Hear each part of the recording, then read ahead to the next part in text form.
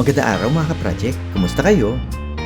Lagi naming nadadaanan itong maliit na restaurant na malapit sa pinag-i-stayan namin ni Sweetie. At isang gabi, nag-decide kami na itry siya mga ka-project. At ayan, andito na kami para mag-dinner.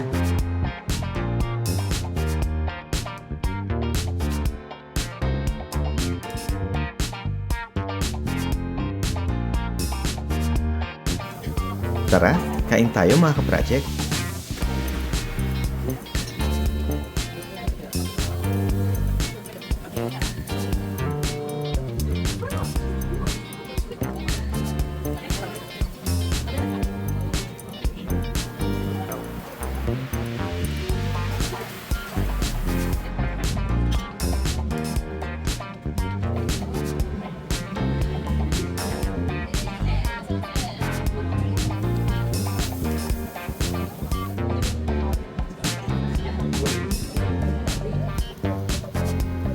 Wow! Ang sarap pala ng food nila dito mga ka-project. Don't forget to subscribe. Maraming salamat!